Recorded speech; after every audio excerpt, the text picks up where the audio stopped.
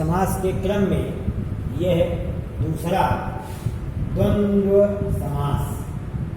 द्वंद्व का तात्पर्य है, द्वंद्व किसमें होता है? बराबरी में होता है, जब दोनों पद समान होते हैं। जैसे पूर्व पद प्रधान है या उत्तर पद प्रधान, जैसे तत्पुरुष समास आप देखिए, उसमें है उत्तर पद प्रधान तत्पुरुषा। उत्तर माने बाद वाला प्रधान है और प्रथम वाला उसका उपाश्रित है, उसके सहारे है, प्रधान नहीं है। पूर्व पद प्रधान, जैसे अव्ययी भाव समास है, उसका पूर्व पद प्रधान है और दूसरा उसके सहारे है, अर्थात उसका उप है। और यहाँ दोनों प्रधान हैं, या तो दोनों उप हैं और या तो दोनों प्रधान हैं, या तो दोनों विशेषण हैं और या दोनों संज्ञा है। जो भी है वो बिल्कुल समान है, इसीलिए ये द्वंद्व समास। इन दोनों ये पद जो भी होते हैं, दोनों पद, दो पद होते हैं, तीन पद होते हैं, जो भी होते हैं, सभी पद स्वयं में अस्तित्व में प्रमुखता लिए हुए रहते हैं, प्रधान होते हैं, इसलिए यह द्वंद्व समास कहलाते हैं।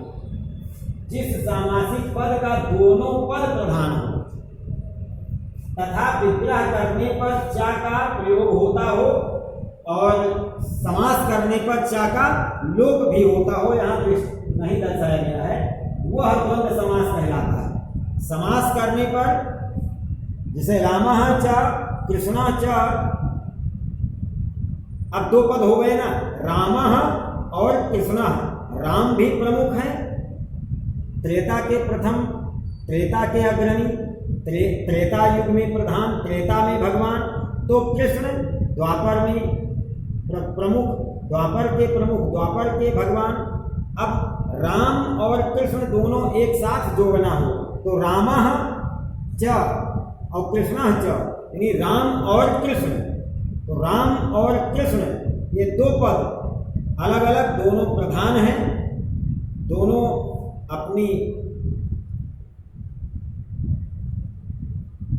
प्रमुखता रखते हैं, चाहे कृष्ण कहो या राम। तो इस प्रकार दोनों पद प्रधान। अब उसमें चा का जो लोप प्रयोग है, रामः च कृष्णः च में चा का जब समास करेंगे तो लोप होगा, राम कृष्णौ। अब राम कृष्णः का कृष्णौ क्यों कर दिया? क्योंकि राम और कृष्ण अब दोनों एक साथ हो गए तो दो वचन हो गया, रामः च कृष्णः च। रामः अलग था तो एक वचन था, कृष्णः अलग था तो एक वचन था। अब जितने पद जुड़ेंगे उतने वचन आगे जोड़ देंगे। जैसे बालकः च बालकः च बालकः च, एक बालक एक बालक एक बालक, तीन बालक खड़े हो दूर दूर पर, एक बालक एक बालक एक बालक। अब तीनों बालक को एक साथ कहना है तो बालकः बालकौ बालकाः, तीन वचन हो गया, बहुवचन हो गया। तीनों को एक साथ जैसे जोड़ेंगे तो बहुवचन हो जाएगा ना। अलग अलग है तो एक बालक, हाँ एक ये बालक और एक यह बालक, लेकिन जब एक साथ जोड़ेंगे तो कहें बालकाः, ये तीनों बालक एक साथ, तो वही चीज एक शेष में आता है। तो द्वंद्व समास के जब दोनों अलग अलग महत्व के पद होते हैं, दोनों का अलग अलग महत्व रखते हुए भी द्वंद्व होते हैं, अर्थात दोनों पद प्रधान होते हैं और दोनों पद अलग अलग की क्षमता रखते हैं, तो उनको कहते हैं बिल्कुल डिफरेंस होते हैं लेकिन प्रधान दोनों होते हैं। जैसे रामा और कृष्णा, ये राम त्रेता युग के तो कृष्ण द्वापर युग के, ये दोनों अपने में प्रधान लेकिन अलग अलग अस्तित्व रखते हैं, इसलिए इतरेतर द्वंद्व में आते हैं। ये इतरेतर द्वंद्व यानी द्वंद्व समास को तीन भागों में बांटा जाता है। एक इतरेतर द्वंद्व है जिनकी जिस सामासिक पद में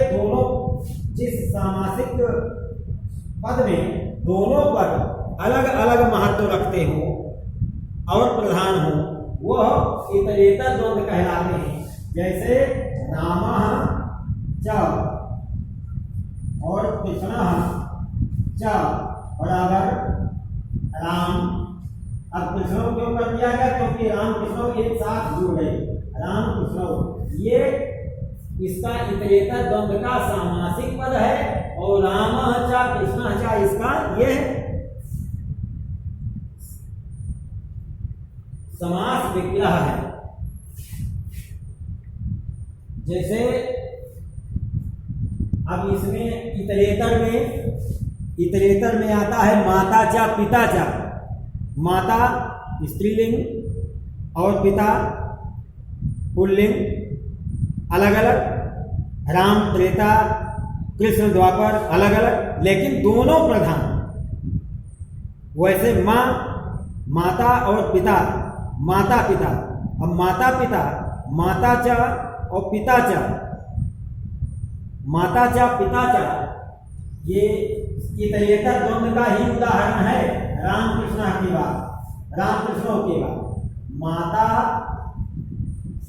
चा और पिता चा ये दोनों अलग अलग पद होते हुए भी जुड़ रहे हैं, समास हो रहा है। और समास में चा का लोप हो रहा है, माता चा और पिता चा। अब ये चा का लोप, तो अब माता चा पिता चा ठीक, ल्यास वाले पद में विभक्ति लगती है। तो जे राम कृष्ण में राम को हटा करके राम कृष्ण दोनों पद। अब ये माता चा पिता चा ये माता पितरों भी हो सकता है, ये माता और पितरों यानी माता और पिता दो हो गए ना, पितरों, इसलिए पिता का दो वचन है, पिता पितरों पितरा पितरा, पिता पिता पितरों पितरा। लेकिन ये एक और आता है, इसको हम एक शेष में ला सकते हैं। एक शेष में ये होता है कि कई पद एक साथ जोड़ते हैं। जैसे बालका, आपको उदाहरण में बताए बालका, फिर बालका, फिर बालका।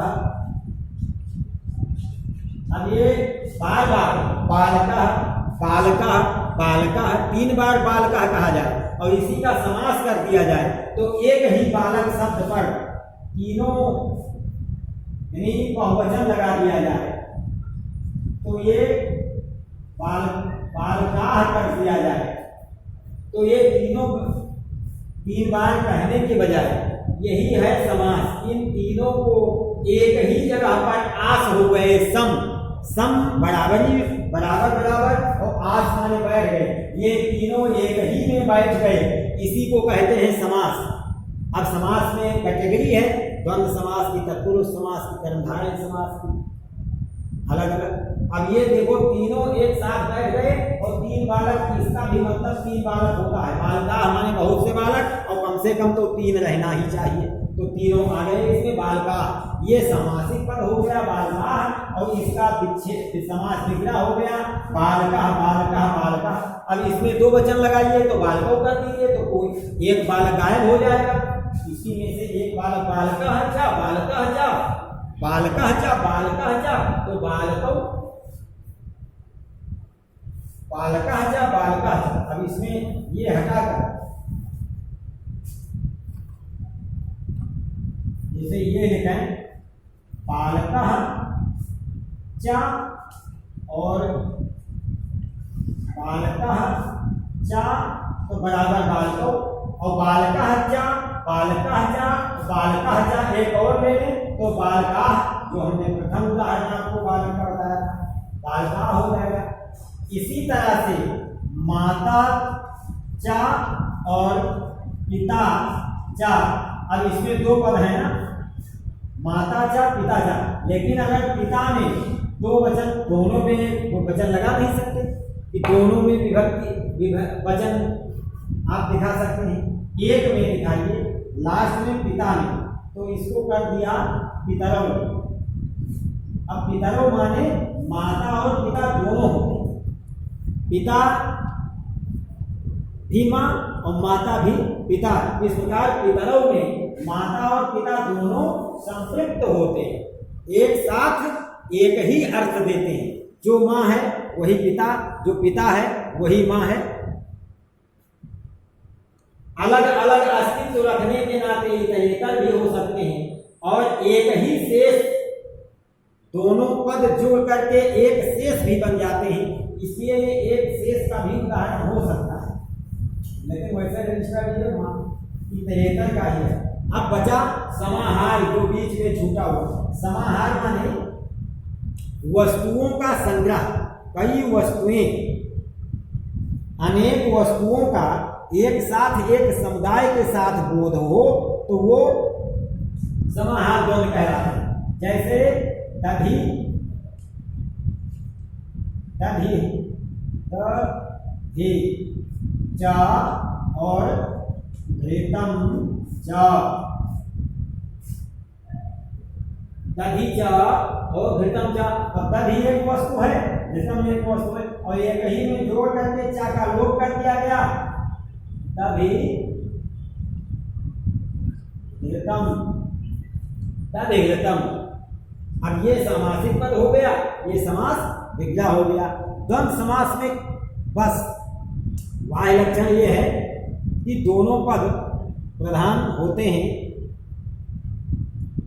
और समास विग्रह करने पर चा का प्रयोग होता है, समास करने पर चा का लोप होता है। विग्रह में समास होते हैं और सामासिक पद में चा तो प्रयुक्त नहीं होता, इसलिए जैसे सामासिक पद है तो इसमें तो आप नहीं अंदाज पाएंगे कि ये कौन सा समास है। लेकिन आप इन दोनों पदों को थोड़ा गौर करिए कि दही और घी, शब्दों के स्वभाव को पहचानिए, शब्दों के मूल अर्थ को समझिए, उसके बाद दोनों शब्दों को एक दूसरे से टैली करिए, एक दूसरे से तुलना कीजिए कि दही क्या है, घृत क्या है। ये दोनों वस्तु है तो वस्तु है तो इसका मतलब दोनों वस्तुएं हैं, एक कैडर की हैं, इसलिए द्वंद्व हो सकती है। द्वंद्व का मतलब दोनों बराबर टक्कर दे एक दूसरे, एक पद दूसरे को टक्कर दे।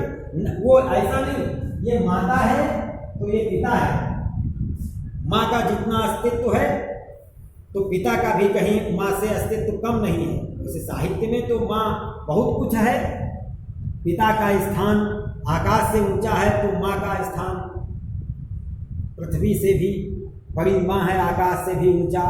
और संसार में सहस्रम तो पितृ माता, पिता से 1000 गुना माँ। मनुस्मृति में बताया गया है कि पिता से 1000 गुना माँ बड़ी होती है।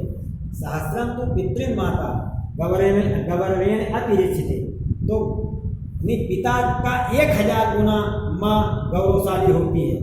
लेकिन नियमतः अगर देखते हैं तो माता का वही स्थान तो पिता का स्थान व्यक्ति को माँ पूरी करती है, माँ का स्थान पिता पूरा करता है। इसलिए माता और पिता लगभग द्वंद्व हैं एक दूसरे के। और द्वंद्व माने लड़ाई, तो लड़ने की बात तो यहाँ नहीं है कि माता पिता आपस में लड़ जाते हों तब द्वंद्व होता हो, वो बड़ी अच्छी बात नहीं है। लेकिन दोनों का अस्तित्व तो बालक के लिए समान होता है लगभग, इसलिए माता और पिता आपस में सब द्वंद्व है। माता और पिता दोनों अस्तित्व में रहते हैं। ऐसे दही और घी द्वंद्व करते हैं, आपस में द्वंद्व होते हैं। ऐसे बालका बालका बालका चा बालका चा बालका चा और बालका चा, तो बालका चा तो बराबर दुई हुए दो बालक, तो बालकों कर दीजिए बालकों। इस प्रकार जो है ये द्वंद्व समास के उदाहरण हुए। इसमें और भी कई आहार निशम जैसे द्वंद्व समास का उदाहरण और ले लेंगे। कौन है ये? समाहार द्वंद्व। आहार निशम सेवा में है, आप देखे होंगे कहीं किसी वाक्य है किसी विभाग का, आहार निशम सेवा में है। ये आहार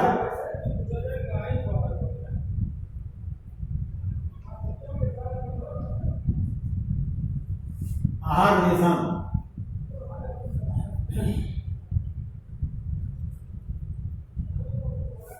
आहार निशम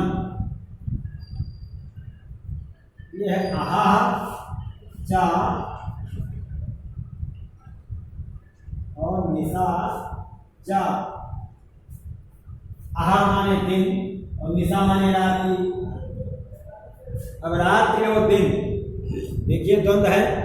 जो रात्रि का अस्तित्व है अपना अलग महत्व है, तो दिन का भी अपना एक अलग महत्व है।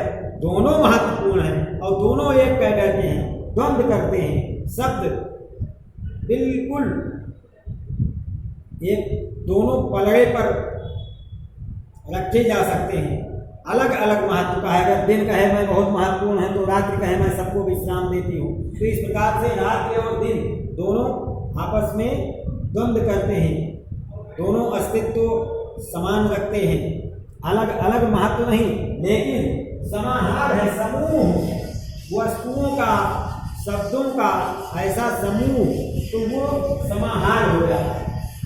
तो इसलिए अभी हो गया आहार विषम। अब ये आहार ये विसर्ग ऊपर चला गया और विषम हो गया। इसमें समाहार द्वंद्व में लास्ट में नपुंसक लिंग एक वचन का रूप बनता है, ये विशेष है। समाहार द्वंद्व का जो भी रूप बनता है, जैसे दधीचा और घृतम चा, लास्ट में तद घृतम ही होगा। तो इस प्रकार द्वंद्व समास का समाप्त। इसका अभ्यास प्रश्न आप तैयार करके समास को मजबूत रखें।